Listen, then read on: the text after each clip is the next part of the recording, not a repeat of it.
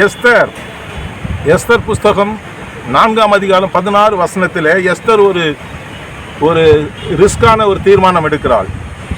நீர் போய் சூசானில் இருக்கிற யூதரை எல்லாம் கூட்டி செய்து 3 நாள் அல்லும் பகலும் புசியாமலும் குடியாமலும் எனக்காக உபவாசம் பண்ணுங்கள், நானும் என் தாதியமாரும் உபவாசம் பண்ணுவோம். இவ்விதமாய் சட்டத்தை மீறி ராஜாவினிடத்தில் பிரவேசிப்பேன், நான் செத்தாலும் சாகிறேன். எவ்வளவு ஒரு தீர்க்கமான ஒரு முடிவு பாருங்கள். டிசிஷன், ஒரு நல்ல டிசிஷன். அந்த நல்ல டிசிஷன் ரிஸ்க் எடுத்து டிசிஷன். பவுல் அப்போஸ்தலன் அப்படி தான் சொல்லுகிறார். என்ன சொல்லுகிறார்? நான் கிறிஸ்துவுக்காக துணிகரம் கொண்டவன். சில நேரங்களிலே பவுல் அப்போஸ்தலன் பயங்கரமான துணிவான முடிவுகளை எடுப்பார். அப்படி எடுக்கும்போது அது மிக சிறப்பானதாய் முடியும். தேவ நாம மகிமைக்காய் முடியும், தேவனுடைய ராஜ்யத்தை கட்டுவதற்காய் முடியும், கிறிஸ்துவின் சுவிசேஷத்தை அறிவிக்கும்படியாய் முடியும், சபையை ஸ்தாபிப்பதாய் முடியும். ஆமாம், ரூத்து கூட அப்படிதான். ரூத்து விதமாய் இதே போல தான் ரூத்தும் தீர்மானித்தாள். ரூத்து புஸ்தகமே ஒவ்வொரு அதிகாரத்திலும் ஒவ்வொரு தீர்மானம். நான் மரணம் அடைந்தால் உன்னோடு மரவனிடும், உன்னுடைய தேவன் என்னுடைய தேவன் என்று ரூத் எப்பொழுது சொன்னாலும் முகமையை பார்த்து அப்பொழுதே தேவன் ரூத்தை தன்னுடைய இருதயத்தில் ஏற்றுக்கொண்டார். எனக்கு அருமையானவர்களே, சங்கீதம் 65:2 என்ன சொல்லுகிறது?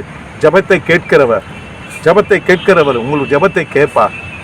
ரூத்தினுடைய ஜபத்தை கேட்டால், எஸ்தருடைய அந்த உபவாசத்தை, அந்த துணிகரமான அந்த முடிவை தேவன் சப்போர்ட் செய்தார், ஆதரித்தார், அதை வெற்றியாய் நடத்தி முடித்தார்.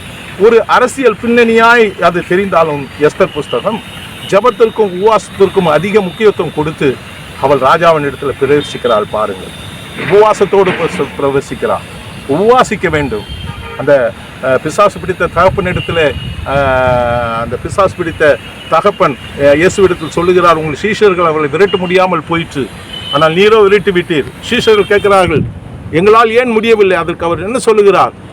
இவ்விதமான இந்த ஜாதி பிசாசு உபவாசத்திலும் ஜபத்திலுமே அஞ்சி வேறு எதுனாலும் போகாது என்று சொல்லி, அதனாலே நாம் தேவனுடைய காரியங்களுக்காக எஸ்தரை போல நாம் என்ன செய்வோம்? ரிஸ்க் எடுப்போம். எஸ்தர் 4:16 நீங்கள் மறக்க வேண்டாம். அவர் விண்ணப்பத்தை கேட்பவரே, என் கண்ணீரை காண்பவரே, சுகம் தருபவரே, ஸ்தோத்திரம் ஏசையா. என் விண்ணப்பத்தை கேட்பவரே, என் கண்ணீரை காண்பவரே, சுகம் தருபவரே, ஸ்தோத்திரம் ஏசையா. உம்மால் கூடும், எல்லாம் கூடும், ஒரு வார்த்தை சொன்னால் போதும். உம்மால் கூடும், எல்லாம் கூடும், ஒரு வார்த்தை சொன்னால் போதும்.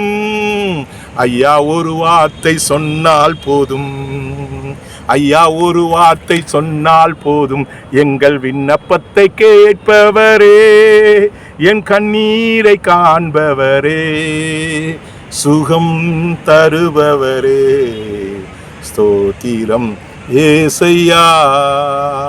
உங்களுடைய தீர்மானமே உங்களுடைய எதிர்காலம்.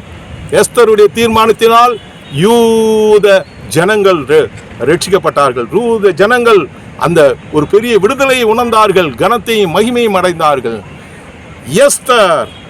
எஸ்தர் என்றால் நட்சத்திரம். ஆண்டவர் எஸ்தரை பயன்படுத்தினார், எஸ்தரோடு கூட இருந்தார். எஸ்தருடைய உபவாசத்தை அவர் கனம் பண்ணினார். உங்களுடைய உபவாசத்தையும் ஜபத்தையும் கனம் பண்ணுவார். சங்கீதம் 65:2 உங்கள் வாழ்க்கையில் நிறைவேறும். God bless you.